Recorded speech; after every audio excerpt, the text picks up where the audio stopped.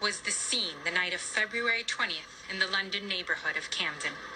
Below is the body of Sadiq Adan Muhammad, a 20-year-old slashed to death.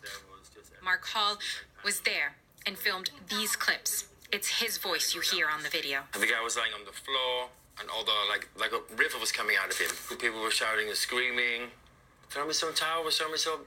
So I just threw everything off the balcony and just kind of watched from there in horror, really. Muhammad was not the only one murdered in the area that day.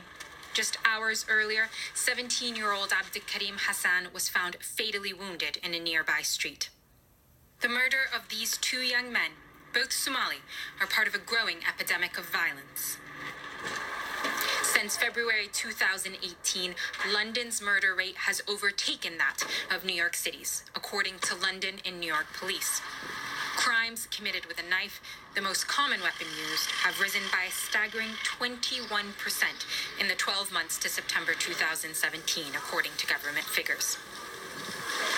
The Somali community here in Camden is still reeling, but this isn't an issue of one specific community or one specific part of the city.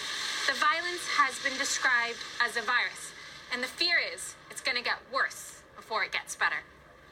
Former Metropolitan Police Superintendent Leroy Logan says the rise has been fueled by poor policing and shrinking budgets. If they believe that the police service is an occupying force and not a service, then young people in particular are not going to deal with them. And so if they have any differences, they use street justice instead of the justice system. They believe that the police over-policing them and under-protecting them. They don't feel a trust and confidence. Last month, an ad campaign was launched by the Home Office to deter people from carrying knives. And London's Met Police released a statement on the latest figures saying, "One murder is one too many, and we are working hard with our partners to understand the increase and what we can all do to prevent these tragedies from happening in the first place." Hall was moved to action by the horror he witnessed that night.